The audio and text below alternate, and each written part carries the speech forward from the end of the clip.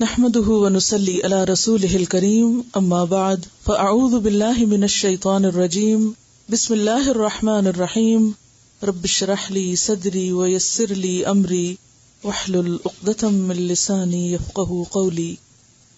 ایک دفعہ درود شریف پڑھ لیجیے.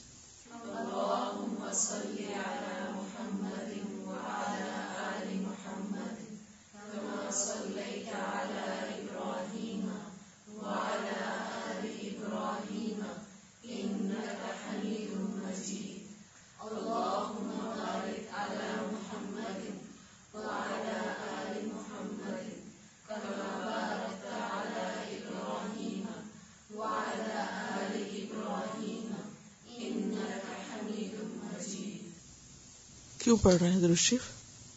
جمعے کا دن ہے، کوئی دلیل ہے جمعے کے دن درود شریف پڑھنے کی؟ حدیث کی مجلس ہے اور نبی صلی اللہ علیہ وسلم کا ذکر بار بار آ رہا ہے، اور اس میں خاص طور پر شعوری طور پر درود شریف پڑھنے کی کوشش جو ہے وہ اس احساس کو تازہ کرتی ہے کہ ہم کس کے ساتھ ہیں، یعنی علمی طور پر، قلبی طور پر. ان کے جو احسانات ہیں ہم پر، ان کا بدلہ تو ہم نہیں دے سکتے سوائے اس کے کہ ہم درود شریف کی شکل میں آپ پر دعائے خیر کر کے کچھ اس کام میں شریک ہو جائیں. پھر پڑھی.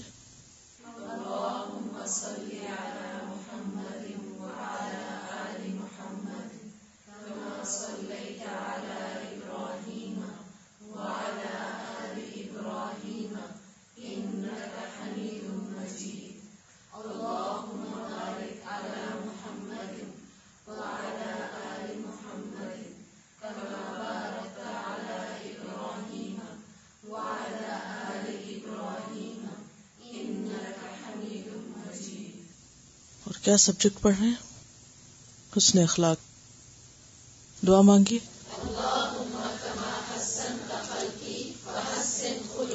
دوسری دعا بھی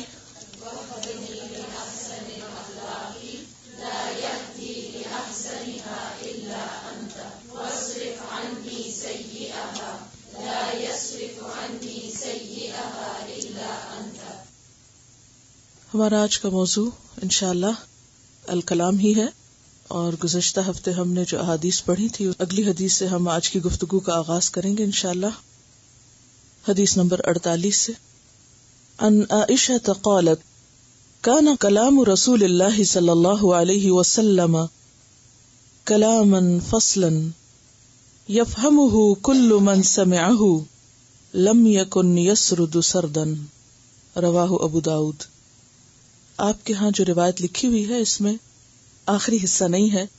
جب میں آج اس کو دوبارہ پڑھ رہی تھی تو یہ حصہ بھی مجھے ملا، تو آپ اس کو شامل کر لیں. یہ ابو داؤد ہی کی روایت ہے. لم یکن یسرد سردن، سردی لکھتے ہیں نا آپ لفظ، بس اسی سے ہے، سین رے دال سے. لم یکن یسرد سردن. عن عائشہ، حضرت عائشہ رضی اللہ تعالی عنہا سے روایت ہے. قالت، کہتی ہیں، کانا تھا، کلام رسول اللہ، رسول اللہ صلی اللہ علیہ وسلم کا کلام، کلامن فصلاً، کلام جدا جدا، بات واضح صاف، فصل یعنی ہر لفظ دوسرے سے الگ. یفہمہ، سمجھ لیتا تھا اس کو، کل من سمعہ، ہر وہ شخص جو اس کو سنتا تھا. یعنی آپ کو سننے والا ہر شخص، ہر درجے، ہر ذہنی لیول اور ہر بیک گراؤنڈ کا شخص آپ کی بات سمجھ جاتا تھا. وَلَمْ يَكُنْ يَسْرُدُ سَرْدًا، اور آپ بات کو طول نہ دیتے تھے. مختصر بات ہوتی تھی آپ کی، لمبی باتیں نہیں کرتے تھے. رواہ ابو داؤد. اس بات کی وضاحت ایک اور حدیث کرتی ہے، حضرت عائشہ رضی اللہ تعالی عنہا کی. کان یحدث حدیثا لو عدہ العاد لاحصاہ. کیا معنی ہے کہ آپ صلی اللہ علیہ وسلم جب کوئی بات بیان کرتے، یحدث حدیثا، وہ ایسی بات ہوتی، لو عدہ العاد، عدہ کا کیا معنی؟ گنتا اس کو، العاد گننے والا، گننے والا اگر اس کو گنتا تو کیا ہوتا؟ لعدہ، اس کو گن سکتا تھا کہ آپ نے ایک موقع پر کتنے الفاظ پر مبنی بات کی ہے. ہم اپنا جائزہ لیں. کیا خیال ہے؟ کتنا زائد بولتے ہیں، کتنا فالتو. حضرت عائشہ ہی روایت کرتی ہیں. اصل میں یہ روایت ایک طویل روایت کا کچھ حصہ ہے کہ ایک شخص آیا اور آپ کے حجرے کے باہر بیٹھ کر نبی صلی اللہ علیہ وسلم کی کچھ باتیں بیان کرنے لگا. حضرت عائشہ اس وقت نوافل پڑھ رہی تھی. کہتی کہ کنت اسبح تسبیح کر رہی تھی، اور تسبیح کا مطلب یہاں تسبیح پکڑ کے تسبیح کرنا نہیں بلکہ نماز پڑھنا ہے، یعنی نماز نفل وغیرہ پڑھنی تھی. تو وہ اس شخص کو کچھ سمجھا نہ سکی. اس سے پہلے کہ وہ اس سے بات کرتی وہ جا چکا تھا. اب ظاہر ہے کہ اس کی باتیں دوسرے لوگوں نے سنی، تو اس موقع پر حضرت عائشہ بس اتنی بات کرتی ہیں کہ ان رسول اللہ صلی اللہ علیہ وسلم لم یکن یسرد الحدیث کسردکم، کہ آپ صلی اللہ علیہ وسلم تم لوگوں جیسی لمبی لمبی باتیں نہیں کیا کرتے تھے. یعنی تم ان کے کیسے فالوورز ہو، کیسے اتباع کرنے والے ہو کہ آپ کے کلام میں طوالت نہیں ہوتی تھی. کیونکہ کسی بھی بات میں زیادہ طوالت، لمبی بات کا اثر بھی کھو دیتی ہے، اور اس کے ساتھ ساتھ دوسروں کے اوپر بوجھ بھی بن جاتی ہے. دوسرے کو سمجھنے اور سیکھنے میں بھی مشکل پیدا ہوتی ہے. کیونکہ آپ صلی اللہ علیہ وسلم ایک معلم تھے. انما بعثت معلما، اور معلم کا کام کیا ہوتا ہے کہ وہ دوسرے کو جو سکھانا ہے سکھا دے. اور آپ سب جانتے ہیں کہ اس دور میں کاغذ قلم نہیں تھے، لکھنے پڑھنے کی سہولتیں نہیں تھی، لکھی ہوئی چیزیں نہیں ملتی تھی، ریکارڈڈ چیزیں نہیں ملتی تھی. لوگ جو کچھ سیکھتے سنتے وہ ایک ہی بار انہیں سننا ہوتا، یا 2 بار یا 3 بار، تو سن کر انہیں یاد بھی کرنا ہوتا تھا. کیونکہ آپ کی باتیں کوئی عام باتیں تو نہیں تھی. اگر آپ ہم جیسی طویل باتیں کرتے تو انہیں کون یاد رکھ سکتا، اور اگر یاد نہ رکھ سکتے تو پھر ہم تک وہ سب کچھ کیسے پہنچتا. اور اگر کسی طریقے سے پہنچ بھی جاتا تو آج کے مصروف ترین دور میں ساری سہولتوں کے باوجود کس کے پاس وقت ہوتا کہ ان کو پڑھ سکتا یا سیکھ سکتا یا جان سکتا. آج بھی ہم میں سے کتنے لوگ نبی صلی اللہ علیہ وسلم کی ہوئی باتیں ساری جانتے ہوں؟ کتنی معلوم ہے؟ سوچئے کتنے فیصد. مختصر ترین کلام کے باوجود حدیث نبی صلی اللہ علیہ وسلم کا کتنے فیصد حصہ ہم جانتے ہیں؟ نہیں جانتے. تو اگر وہ طویل ہوتا تو اور زیادہ مشکل ہو جاتی. حضرت جابر کہتے ہیں، یہ آپ کے صحابہ ہیں، آپ کے ساتھی ہیں جو آپ کی گفتگو کے بارے میں آگے لوگوں کو بتاتے ہیں. حضرت جابر کہتے ہیں، کان فی کلام النبی صلی اللہ علیہ وسلم ترتیل او ترسیل. کان فی کلامہ ترتیل او ترسیل. کیا معنی؟ ترتیل کا کیا معنی؟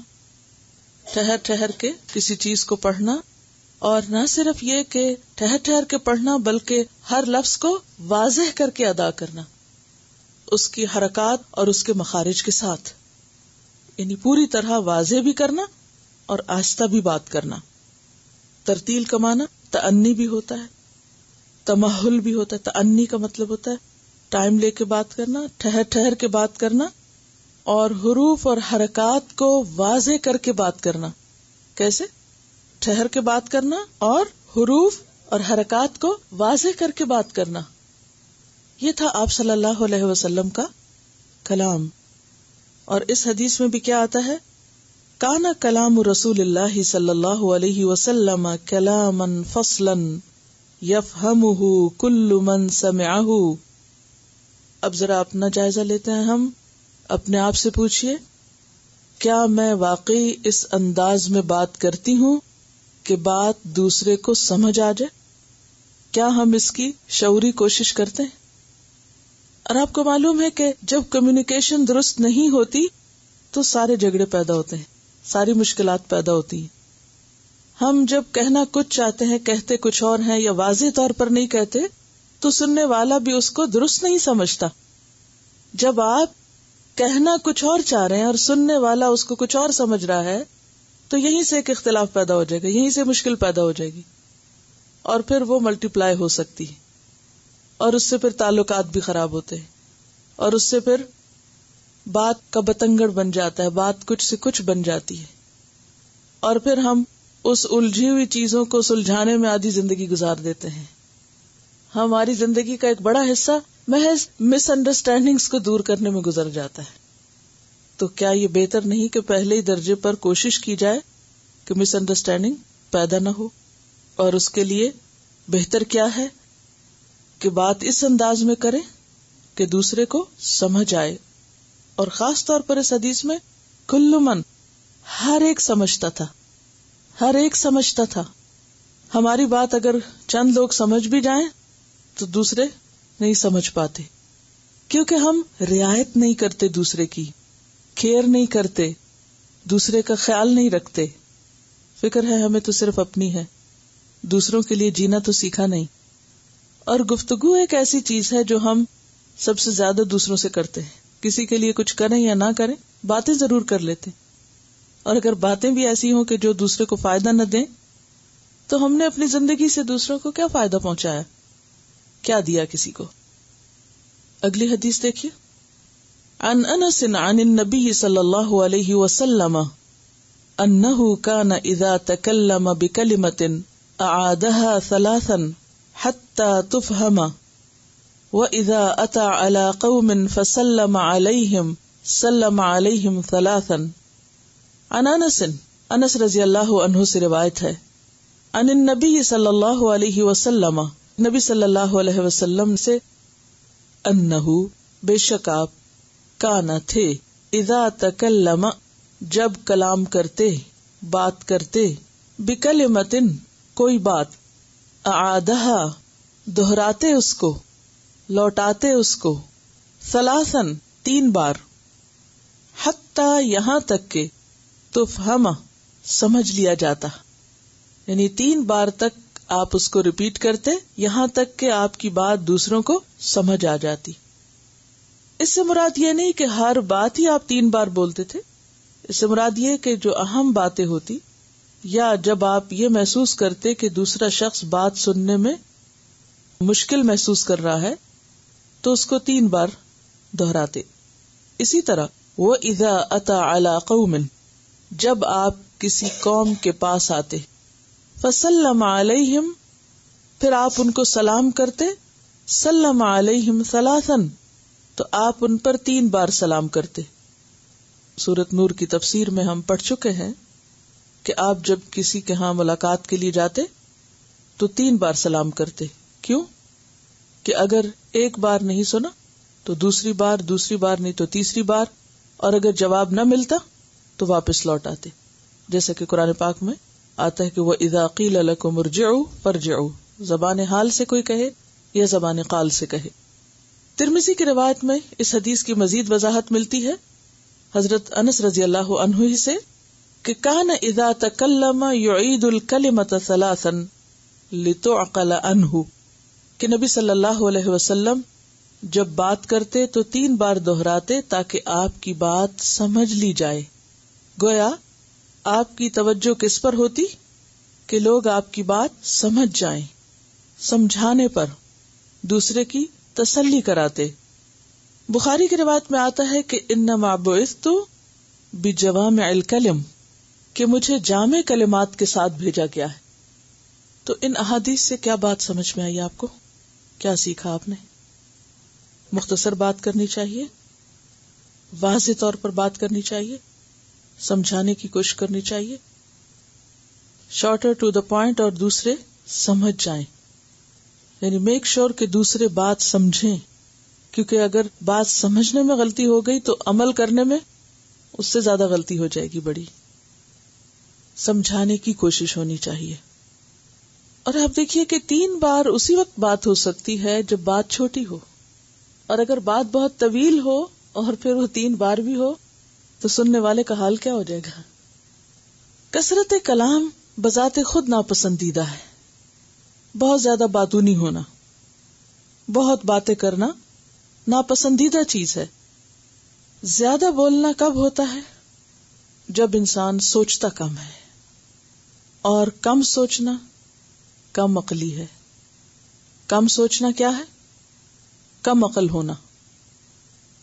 انسان جب سوچے گا، عقل استعمال کرے گا، تو کسی بھی چیز کے بہت سے پہلوؤں پر نظر ہوگی اس کی، اور پھر اس کے مطابق رائے دے گا. اور جب انسان سوچنے پہ کم وقت لگائے گا اور بولنے پہ زیادہ لگائے گا تو کیا ہوگا؟ عقل کا صحیح استعمال نہیں کر سکے گا. اس کا ایک اور نقصان یہ ہوتا ہے کہ جو شخص زیادہ بولتا ہے وہ زیادہ سیکھ نہیں سکتا، کیونکہ وہ دوسروں سے لے نہیں رہا ہوتا، سننے پہ وقت نہیں لگاتا. اور جب اسے سنایا جا رہا ہوتا تو اس کا دھیان سننے پہ نہیں ہوتا، لینے پہ نہیں ہوتا. کس پہ ہوتا ہے؟ بولنے پہ ہوتا ہے. اس کے اپنے ذہن میں کچھ اور ہی ریل چل رہی ہوتی ہے. وہ یہ نہیں سوچتا کہ کیا کہا جا رہا ہے، وہ یہ سوچتا ہے کہ مجھے کیا کہنا ہے. تو پھر وہ محروم ہو جاتا نا اس خیر سے جو اس وقت اس کو مل سکتی. اس طرح انسان کی صحیح معلومات میں اضافہ بھی کم ہوتا ہے، خاص طور پر اگر کسی علم کی مجلس میں انسان صحیح طور پر نہ سنے، اور اس سے پھر کئی معاملات بھی آگے بگڑ جاتے ہیں. تو جیسے کہ پچھلی دفعہ بھی ہم نے بات کی تھی کہ بے فائدہ کلام زبان کی ناقدری ہے اور نعمت کا غلط استعمال ہے. زبان کیا ہے؟ ہمارے پاس ایک بہت بڑی دولت ہے. تو نعمت کا درست استعمال کیا ہے کہ اس سے ہم بہتر سے بہتر کام لیں. آپ صلی اللہ علیہ وسلم نے ایک مرتبہ ابو ذر سے فرمایا رضی اللہ تعالی عنہ، کیا میں تمہیں ایسے عمل نہ بتاؤں جن کا بوجھ انسان پر بہت ہلکا ہے لیکن میزان میں بہت بھاری ہے، یعنی کرنے میں آسان ہے اور نتیجے کے اعتبار سے فائدہ مند ہے. عرض کیا ضرور بتائیے اللہ کے رسول صلی اللہ علیہ وسلم. فرمایا علیک بحسن الخلق وطول الصمت. علیک بحسن الخلق، تم پہ لازم ہے حسن اخلاق، وطول الصمت، اور طویل خاموشی، زیادہ وقت کے لیے خاموشی اختیار کرنا. سماک حضرت جابر بن سمرہ سے پوچھتے ہیں، اکنت تجالس النبی صلی اللہ علیہ وسلم، کیا تم نبی صلی اللہ علیہ وسلم کی مجلسوں میں بیٹھتے تھے؟ تم ہوتے تھے وہاں؟ کیسی ہوتی تھی آپ کی مجلس؟ اگر آج ہمیں کوئی صحابی مل جائے تو ہم کیا کریں گے؟ ہم یہ ضرور پوچھیں گے نا کہ آپ کی مجلس کیسی ہوتی تھی، آپ بولتے کیسے تھے، آپ کھاتے کیسے تھے، آپ اٹھتے کیسے تھے، چلتے کیسے تھے. تو چونکہ ان کو محبت تھی آپ صلی اللہ علیہ وسلم سے، تو اس لیے آپ کے بارے میں پوچھتے تھے. اکنت تجالس النبی صلی اللہ علیہ وسلم؟ قال نعم وکان کثیر الصمت. آپ طویل خاموشی اختیار کرنے والے تھے، یعنی آپ اپنی مجلس میں زیادہ دیر خاموش بیٹھتے تھے. اور ہم بچے تھے یعنی اس وقت، اور آپ کے آس پاس ہوتے. فلم ارى رجلا كان اطول صمتا من رسول اللہ صلی اللہ علیہ وسلم. کہتے میں نے اپنی زندگی میں کسی شخص کو نبی صلی اللہ علیہ وسلم سے بڑھ کر خاموش نہیں پایا.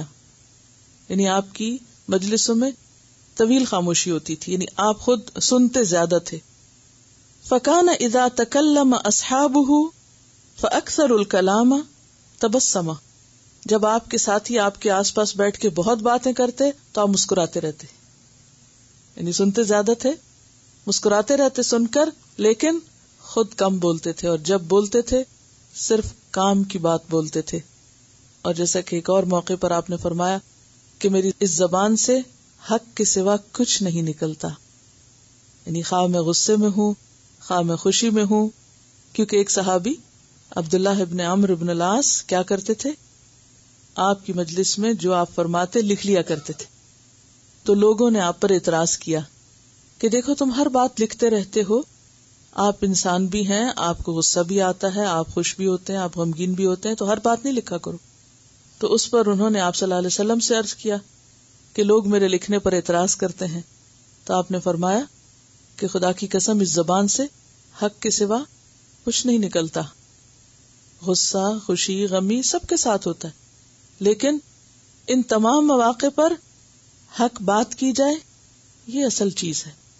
یہ نہیں ہو سکتا کہ غصہ نہ آئے، انسان خوش نہ ہو، یہ جذبات سے عاری تو نہیں ہو سکتا، یہ سب کچھ ہوگا، لیکن اصل چیز کیا ہے کہ جو بولا جائے پھر وہ سوچ کے بولا جائے. ابو ہریرہ رضی اللہ عنہ سے روایت ہے کہ آپ صلی اللہ علیہ وسلم نے فرمایا من کان یؤمن باللہ والیوم الآخر فلیقل خیرا او لیصمت. جو شخص اللہ اور یوم آخرت پر ایمان رکھتا ہو اسے چاہیے کہ بھلی بات کرے یا پھر چپ رہے. یعنی خاموشی برائے خاموشی بھی پسندیدہ نہیں. اگر اس موقع پر آپ کے پاس کہنے کو کوئی بہتر چیز ہے تو پھر آپ کے اوپر کیا لازم ہے کہ آپ بولیں. یعنی بے وقت کی خاموشی بھی اچھی نہیں اور بے وقت کا بولنا بھی اچھا نہیں. دونوں کے درمیان اعتدال ضروری ہے. اب چونکہ ہم نے خاموشی کا پڑھا تو اس کا یہ مطلب نہیں کہ جہاں ہمیں بات کرنی چاہیے وہاں بھی ہم چپ کر کے بس دیکھتے رہیں دوسرے کو اور پریشان کریں اور بات نہ کریں. یہ بھی ناپسندیدہ رویہ ہے. ایسی خاموشی جو دوسرے کو اذیت میں مبتلا کر دے یہ بھی درست نہیں. موقع کی مناسبت سے معقول بات کرنا ضروری ہے کیونکہ دو کام ہیں، ایک ہے بولنا اور ایک ہے خاموش رہنا. اگر خاموش رہنا اچھا ہے تو اچھی بات کرنا خاموش رہنے سے زیادہ اچھا ہے. لیکن آف کورس کہ بے موقع محل نہ ہو اور انسان بے وجہ بولتا نہ چلا جائے بلکہ اس کو اس کے مقام پر رکھ کے بات کرے. فَلْيَقُلْ خَيْرًا یہ پہلے فرمایا. او لِيَصْمُتْ اگر خیر نہیں تو خاموشی بہتر ہے. تو خیر کیا ہے؟ جس میں انسان یا تو کسی کے علم میں اضافہ کرے یا کسی کو اچھا مشورہ دے یا کسی کا غم دور کرے یا کسی کے ساتھ کوئی اپنے اچھے افکار جو ہیں ان کو شیئر کرے، کوئی اچھا سوال کرے کہ جس سے سیکھنے اور سکھانے کا عمل بہتر ہو. کیونکہ بہت سے لوگ جب اس طرح کی احادیث پڑھتے ہیں تو پھر وہ ایک نیگیٹو طریقے سے ان پر عمل کرتے ہیں، نہ مسکراتے ہیں، نہ بات کرتے ہیں، نہ کسی جذبات کا اظہار کرتے ہیں اور وہ سمن بکمن عمیون بن جاتے ہیں. یہ بھی درست نہیں. اچھا اخلاق کیا ہے کہ جہاں ہنسنے کی بات ہو وہاں ہنسیں آپ، جہاں دکھ غم کی بات ہو وہاں اسی طرح کے جذبات ہوں آپ کے، اور جہاں کوئی آپ سے کچھ پوچھ رہا ہے اور آپ جانتے ہیں تو آپ بتائیں اس کو. اگر آپ کے پاس دوسرے سے بہتر کوئی بات ہے تو آپ کنٹریبیوشن کریں.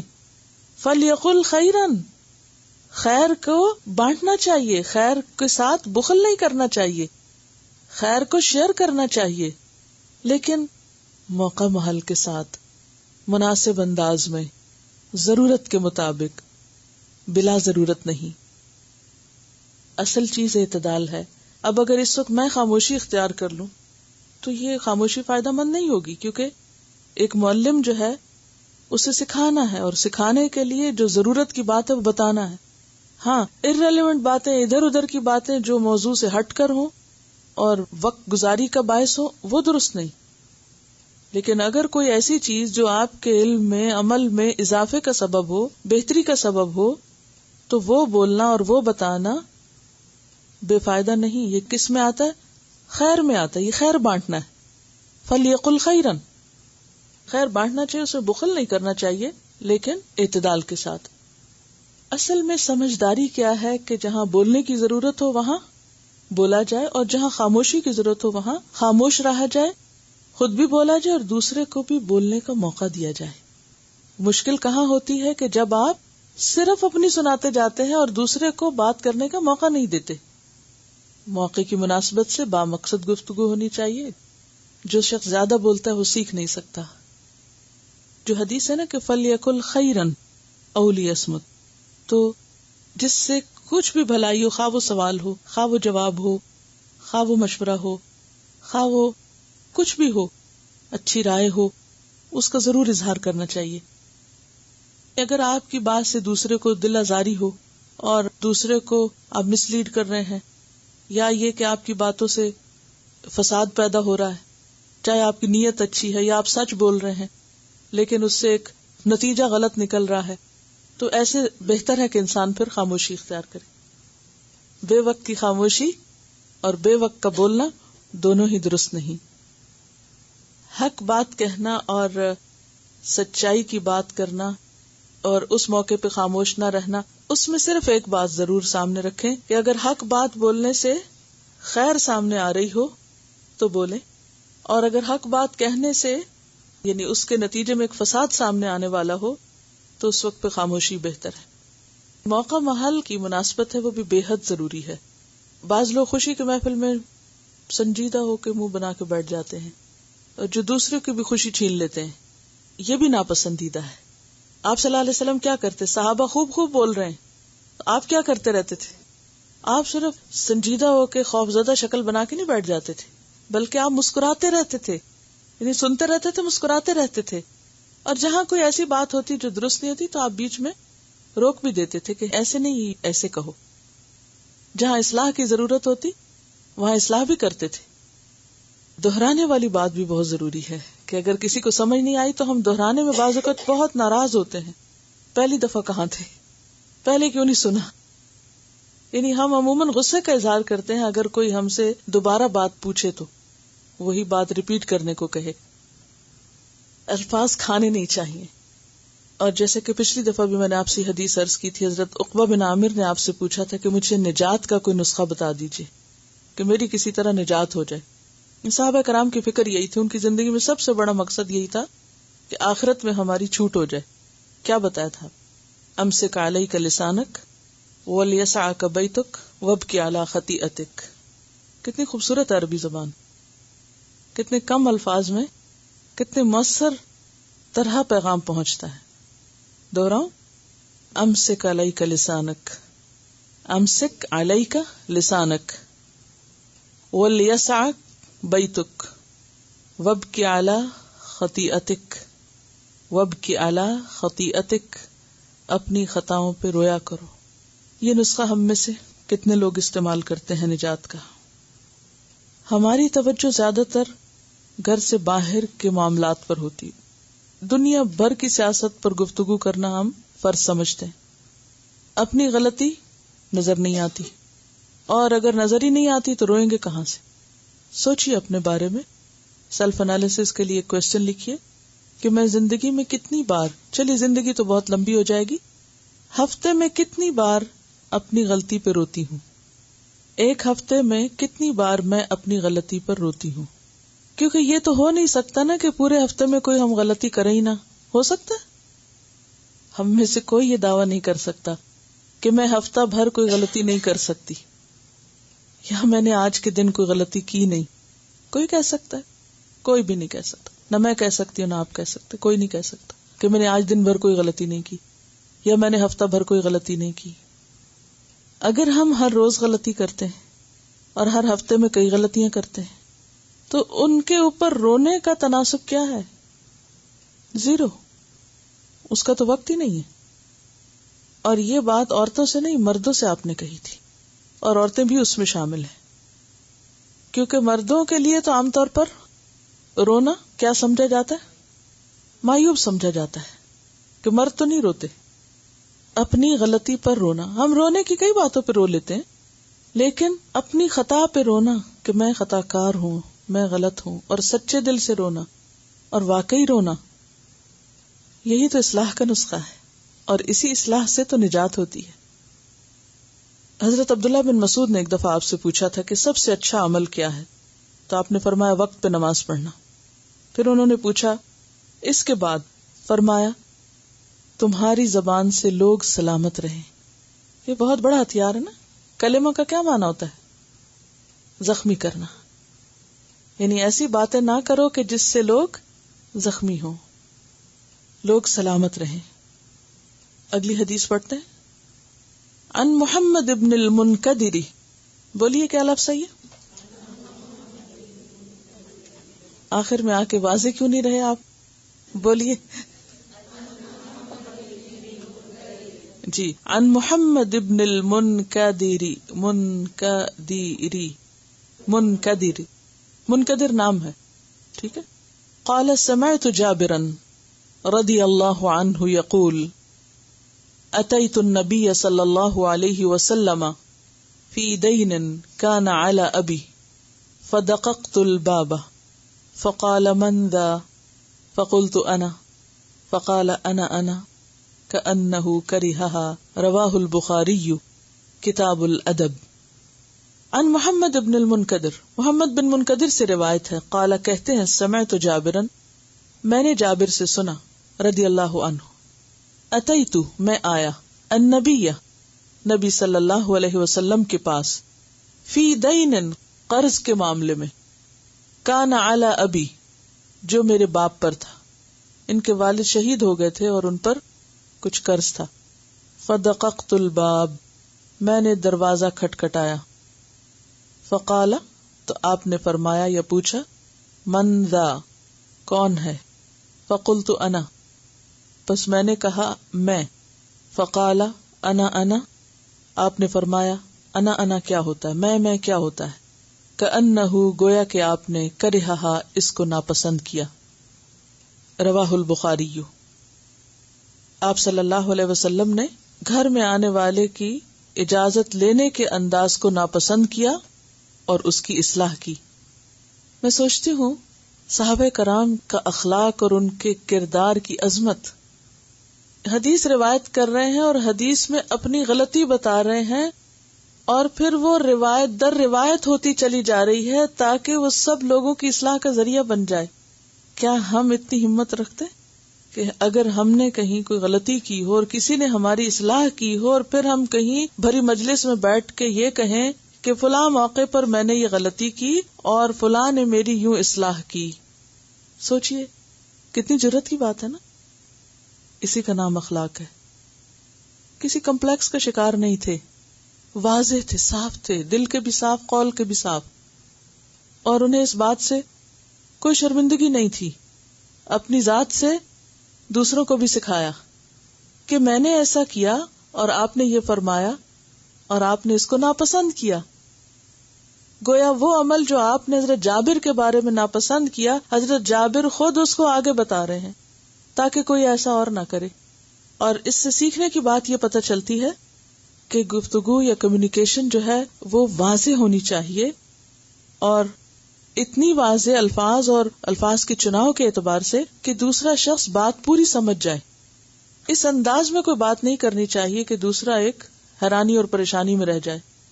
مثلا ٹیلی فون پر اپنا نام نہیں بتانا اور کہنا اچھا آپ نے پہچانا ہی نہیں، یا دروازے پہ آ کے نام نہیں بتانا، یا یہ کہ ملاقات کے وقت اپنے آپ کو انٹروڈیوس نہ کرانا اور دوسرے سے توقع رکھنا کہ اچھا پہچانے آپ، یعنی دوسرے کا امتحان لینا اور اس کو وہاں لیٹ ڈاؤن کرنا، شرمندہ کرنا. یہ بھی شرمندہ کرنے میں آتا ہے نا. کیا اچھا تو پہچانا ہی نہیں، اتنی جلدی بھول گئے. یعنی سامنے والے کو مشکل میں ڈالنا، ایسی چیزیں جو ہے یہ بھی ناپسندیدہ ہے، کیونکہ دوسرا شخص اس وقت امبیرسمنٹ میں کچھ بھی کر نہیں سکتا. وہ کرے تو کرے کیا سوائے اس کے کہ یہ کہے کہ میں خطا کار ہوں. وہ ایک لمبی بات شروع ہو جاتی. اگر کوئی شخص سلام کر کے نام بولے کہ میں فلاں بول رہا ہوں اور مجھے فلاں سے بات کرنی ہے. اکثر میسیجز جو ہوتے ہیں مثلا ریکارڈڈ میسیجز، اس میں کیا ہوتا ہے کہ بعض اوقات لوگ یہ ضرور کہتے ہیں کہ ہم نے اتنی دفعہ فون کیا، آپ ملتے نہیں یا بات نہیں ہو رہی آپ سے، تو پلیز ہمیں کال کر لیں. کہاں کال کریں؟ نمبر بھی نہیں چھوڑتے، اور پھر اگلی دفعہ پھر فون کریں گے اور کہیں گے کہ ہم نے فون کیا تھا اور آپ نے کال بیک بھی نہیں کیا. کہاں کال کریں؟ نام تک نہیں بتایا، کام بھی نہیں بتایا. اب قصور اپنا ہے لیکن اعتراض سارا دوسرے پر ہوگا. یہ رویہ بھی درست نہیں ہوتا.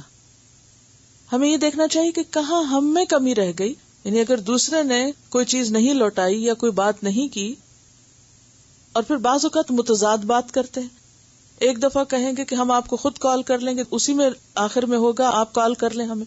اب یہ نہیں سمجھ آتا کہ ہم کس حکم پر عمل کریں، پہلے پر یا دوسرے پر. تو باتوں کے اندر کنٹرڈکشن ہونا، دوسرے کو واضح نہ کر پانا، یہ نہیں پتا چلنا کہ آپ دوسرے سے کیا چاہتے ہیں.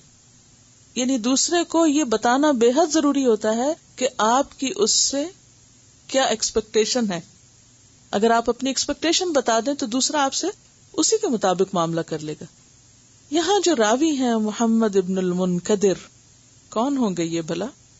صرف حدیث کی چین پڑھ کر یہ بتا دیجئے کہ یہ کون ہو سکتے ہیں. تابعی ہیں. کیوں تابعی ہیں؟ تابعی جو صحابی سے روایت کرتے ہیں یا ان سے ملاقات کرتے ہیں، جنہوں نے اپنی زندگی میں کسی صحابی سے ملاقات کی ہو. عروہ بن زبیر کی جب بات پڑھی تھی تو اس میں بھی ہم نے پڑھا تھا. محمد بن المنکدر جو ہیں، ان کی کنیت ابو عبداللہ ہے، اور ان کے والد کا نام بھی عبداللہ تھا. محمد بن المنکدر بن عبداللہ، اور یہ تیمی ہیں، قریشی ہیں، مدنی ہیں، یعنی مدینہ کے رہنے والے ہیں. زہد اور تقوی میں بہت اونچا مقام رکھتے ہیں. حافظ ذہبی لکھتے ہیں کہ ان کی ثقاہت ہوتی ہے ثقہ.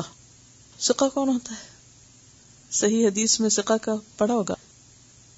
ان کی ثقاہت اور علمی اور عملی برتری پر سب کا اتفاق ہے، یعنی علم اور عمل دونوں میں بہت آگے تھے. ابن حجر ان کے بارے میں لکھتے ہیں کہ قرآن کے ممتاز قاری تھے. امام مالک انہیں سید القراء کہتے ہیں.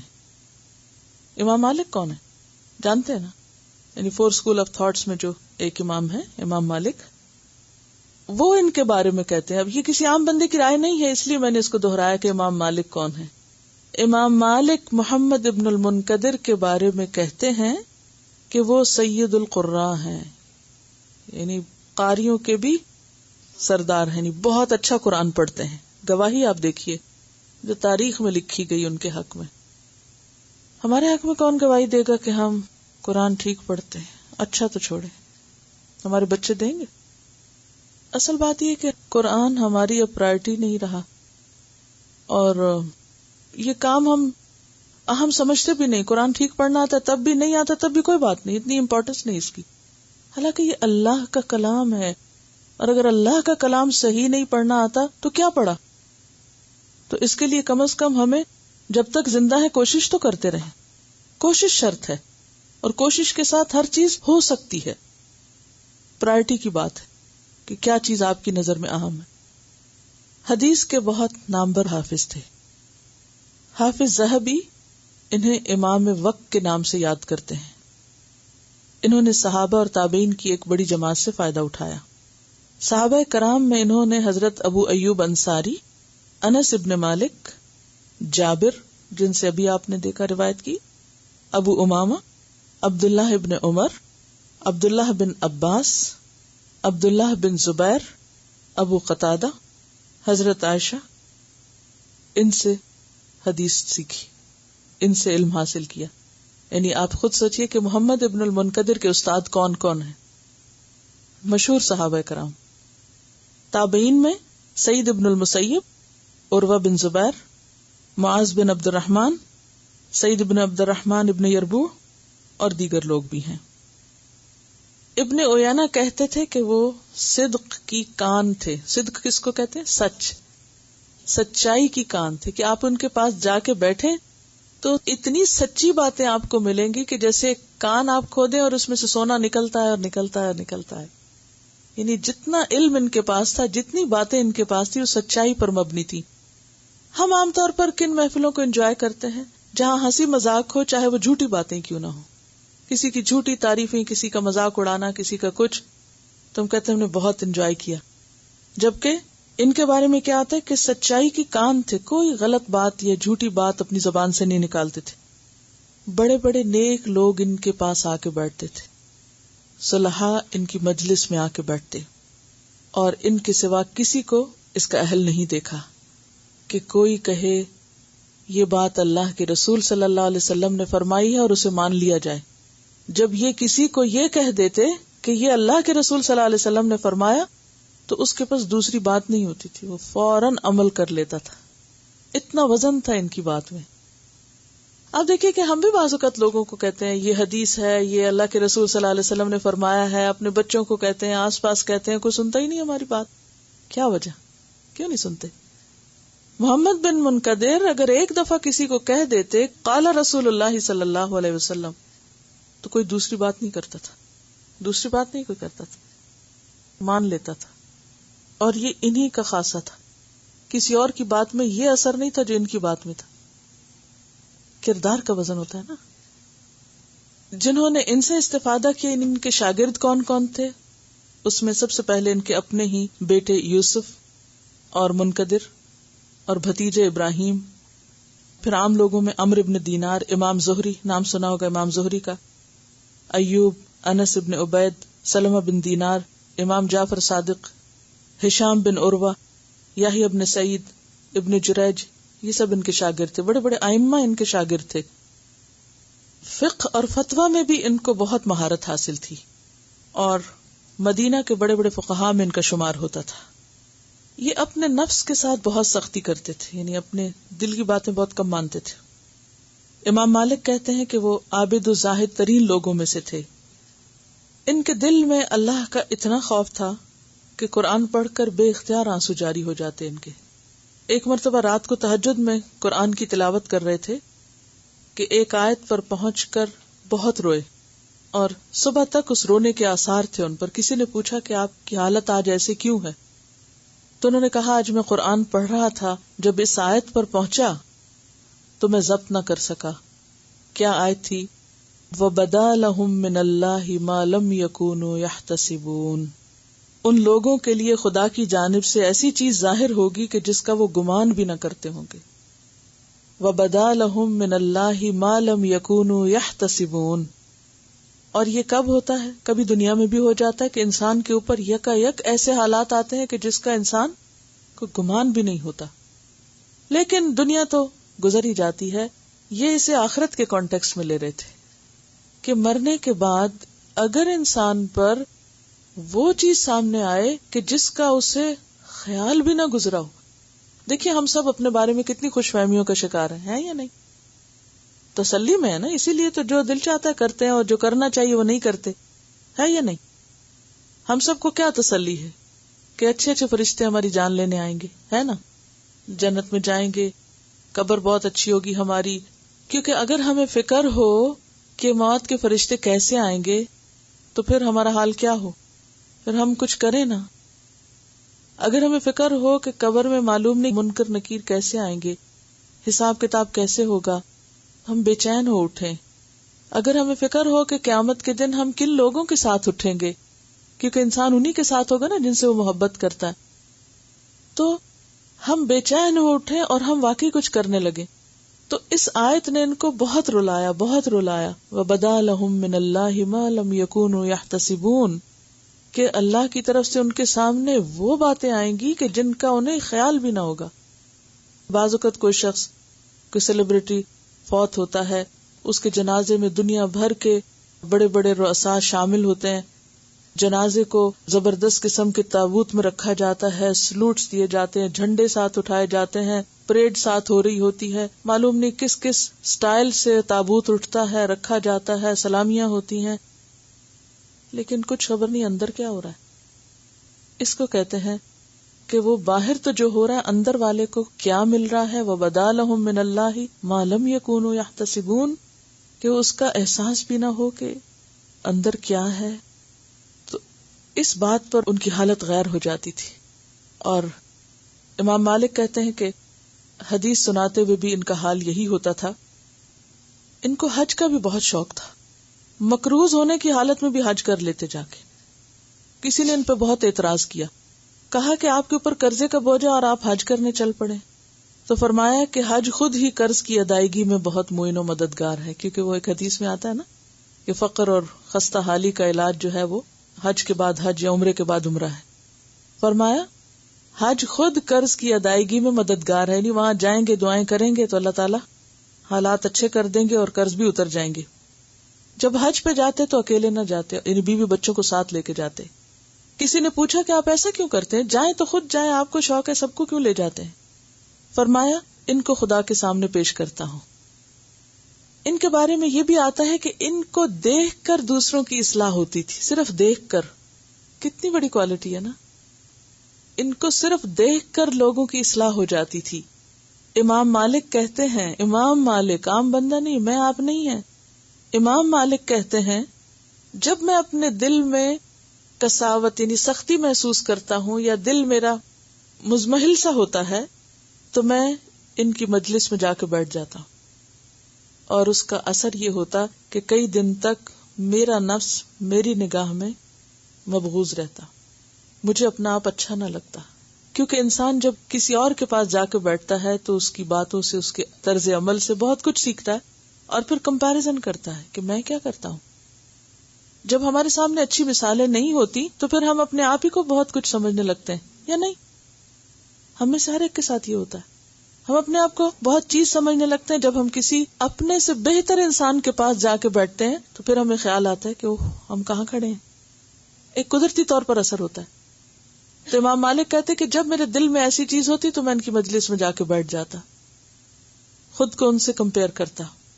کسی نے ان سے پوچھا آپ کے نزدیک سب سے افضل عمل کیا ہے, یعنی محمد بن منقدر سے کہ آپ کے نزدیک سب سے اچھا عمل کیا ہے؟ فرمایا مسلمانوں کو خوش کرنا, یعنی دوسروں کی کیئر کرنا. پوچھا سب سے پسندیدہ دنیا کون سی ہے, یعنی دنیا کی سب سے پسندیدہ چیز کیا ہے؟ جواب دیا دوستوں کے ساتھ حسن سلوک. یعنی عام لوگوں سے بھی محبت کرتے تھے, اور سب سے زیادہ ان کے لیے جوائے فل مومنٹس کون سے ہوتے تھے؟ جب یہ اپنے دوستوں کا خیال رکھتے تھے یا دوستوں کی مجلس میں ہوتے. ظاہر ہے کہ صالحین کی مجلس جو ہے یا اچھے دوستوں کی مجلس جو ہے وہ دنیا میں جنت ہے, کہ جہاں انسان اپنے غم بھول جاتا ہے, اپنے دل کی باتیں شیئر کرتا ہے, ایک دوسرے سے سیکھتا ہے, سکھاتا ہے. تو یہ تھے محمد بن المنقدر, جو بہترین کلام کا اور بہترین رویے اور بہترین معاملے کا بہترین نمونہ تھے. چونکہ موضوع بہت طویل ہے اس لیے آج بھی میں جو کہنا چاہتی تھی کہہ نہیں سکی. انشاءاللہ العزیز اللہ نے اگر چاہا اور زندگی رہی تو باقی حدیثیں پھر انشاءاللہ اگلی مجلس میں, اور اپنا وہ ہوم ورک جاری رکھیں کہ جس میں نے آپ سے عرض کیا تھا کہ ان باتوں کو نوٹ کریں کہ جو ہمارے الفاظ کے چناؤ میں یا ہمارے لہجے میں یا ہماری باڈی لینگویج میں اور ہماری انٹینشنز میں اور ہمارے سٹائل میں پسندیدہ نہیں. اور اس کے لیے کیا بہتر ہے کہ جب آپ کو کسی کی بات کوئی اچھی نہ لگے تو نوٹ کر لیں, اور پھر آئندہ اپنے ساتھ عہد کریں کہ میں ایسے نہیں کروں گی کسی کے ساتھ. ٹھیک ہے نا؟ ورنہ تو ہمیں یہ نہیں پتا چلتا کہ اچھا کیا ہے برا کیا ہے. جب کوئی ہمارے ساتھ اچھا کرے اس کو بھی لکھ لیں, کسی کی کوئی بات اچھی لگے تو اپنے پاس نوٹ کر لیں, اور پھر اپنے اندر وہ خوبی لانے کی کوشش کریں. اور اگر کسی کی بری لگے تو اس کو بھی نوٹ کر لیں اور اپنے سے وہ نکالنے کی کوشش کریں. ٹھیک ہے؟ تو ہوم ورک آپ کا پچھلا ہی ہے. زبانی یاد کرنے کی حدیث, اگر یہی حدیث آپ لے لیں کہ کان کلام رسول اللہ صلی اللہ علیہ وسلم فصلا یفہمہ کل من سمعہ, تو اس سے کیا فائدہ ہوگا کہ ہم بھی اپنے گفتگو کے انداز کے اوپر مزید نظر رکھیں گے انشاءاللہ. تو آج کی مجلس کے حوالے سے تھوڑا سا دہرا دیں یاد دہانی کے طور پر کیا پایا آپ نے, کوئی اور اگر کچھ ذکر کرنا چاہے. کلام ایسا رکھنا چاہیے یا بات چیت ایسی ہونی چاہیے کہ جس سے ماحول خوشگوار رہے, کھلا رہے, یعنی طبیعت کے اندر ایک گھٹن نہیں پیدا ہو. اور اگر دین پر عمل کرنے کو دل نہ چاہ رہا ہو تو پھر صالحین کی مجلس میں بیٹھا جائے, اچھی مجلسوں میں اچھے دوستوں کے پاس بیٹھا جائے تاکہ ہمارا دل نرم ہو اور دین کی طرف اس کی رغبت ہو. بعض اوقات ہم ایسے لوگوں کی مجلس میں ہوتے ہیں کہ جن کا انداز یا جن کا طریقہ درست نہیں ہوتا تو ہم اس سے انفلوئنس ہو جاتے ہیں, بجائے اس کے کہ ہم ان کو انفلوئنس کریں ان سے غلط باتیں سیکھ لیتے ہیں. تو اس سے بھی پرہیز کرنا چاہیے. میں سوچ رہی تھی کہ محمد بن منقدر جو تھے ان کے نزدیک دنیا میں ایک سب سے خوبصورت چیز یا بہت اچھی چیز ان کے دوست کیوں تھے, کیونکہ دوستوں کے ساتھ انسان ایسا بے تکلف ہوتا ہے نا کہ وہ ہمیں ہماری غلطیاں بھی بتاتے رہتے ہیں, ہمارے ساتھ اچھی باتوں کا تبادلہ خیال بھی کرتے رہتے, کیونکہ انسان اپنے ہم ذوق لوگوں کو دوست بناتا ہے. ایسے لوگوں کو آپ دوست نہیں بنا سکتے کہ جن کے ساتھ آپ کی کوئی انڈرسٹینڈنگ نہ ہو یا آپ کے خیالات ایک جیسے نہ ہو. تو جب آپ اچھے دوست بناتے ہیں تو پھر کیا ہوتا ہے کہ آپ ان کے ساتھ اچھی باتیں بھی شیئر کرتے ہیں, ان کو ان کی غلطیاں بتا سکتے ہیں, ان سے اپنی غلطیاں پوچھ سکتے ہیں, اور دوستوں کی بات بری بھی نہیں لگتی. انشاءاللہ جب آپ شعوری طور پر کانشیسلی کوشش کریں گے کہ آپ دوسروں کی کیئر کر رہے ہیں, دوسروں کے لیے سہولت کر رہے ہیں, تو انشاءاللہ پھر آپ ایفرٹ کریں گے. ہم دنیا میں ہر اچھی چیز کے لیے ایفرٹ کرتے ہیں نا, اپنے لباس میں, اپنے سٹائل میں, اپنی ہر چیز کو بہتر سے بہتر کرنے کی کوشش کرتے ہیں, اپ ٹو ڈیٹ کرتے ہیں. تو انشاءاللہ جب سنت اور سیرت ہم پڑھ رہے ہیں تو اس کی روشنی میں بھی ہم اپنے سٹائل کو کوشش کے ساتھ بہتر کریں گے انشاءاللہ. سبحانک اللہم و بحمدک نشہد ان لا الہ الا انت نستغفرک و نتوب الیک. السلام علیکم و رحمۃ اللہ وبرکاتہ.